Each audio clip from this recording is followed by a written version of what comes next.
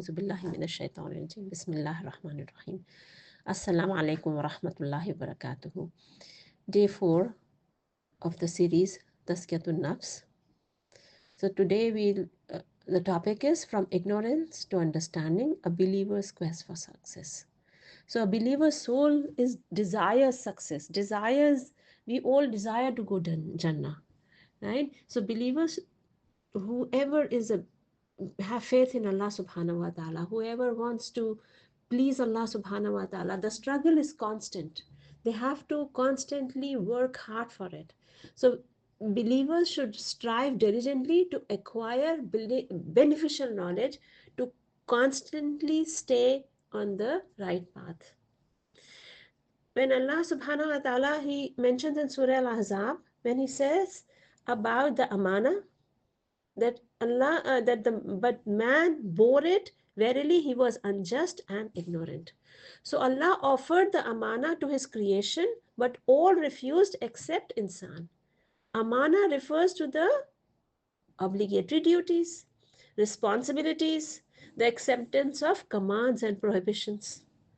So a woman taking care of her dignity and honor, her hijab, a man taking care of his duties, all these things come under amana.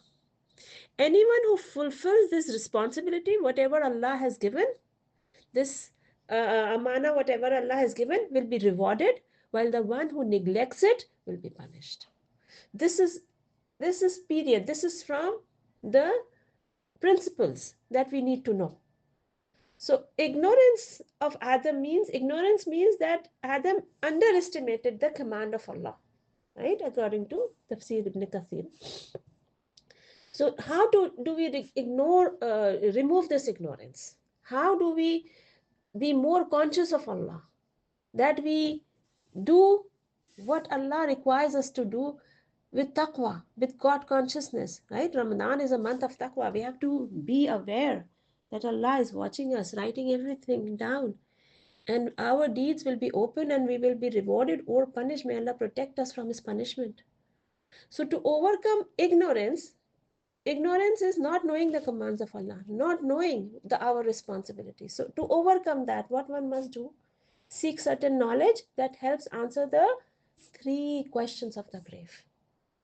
Any other knowledge will only benefit in this dunya. But this knowledge of the Quran and the Sunnah, it benefits us in the Akhirah. Constantly strive to perform righteous deeds based on this knowledge. Daily take account of one's action. Restrain the self, nafs, from inciting transgression. Call others to the Quran and the Sunnah. Be patient in obedience to Allah and in abstaining from sin. Avoid transgressing the limits of Allah to avoid being unjust to one's soul. Patiently endure trials encountered in this path. This is the most important thing. That be patient. When we are walking on the path of guidance, on the straight path, the test will come. An impatient person immediately backs away. He can't control himself, and falls into sins. A straight path, there is a caller who is calling us on the straight path, according to how it explained by the Prophet ﷺ, that the caller is the Quran. He calls us to stay on the straight path, while on the sides, Shaitan will be there calling people towards deviation, towards sins. So it requires a lot of patience not to get attracted towards those sins. And then constantly supplicating to Allah to keep us on the straight path. And these whims and desires, any kind of jealousy, any kind of bad feelings, diseases of the heart, we need constantly remove to walk straight on this path. So this is the lesson that we learn, that we have to be seeking beneficial knowledge constantly from the righteous scholars, from the Ahl Sunnah wa Jama'ah.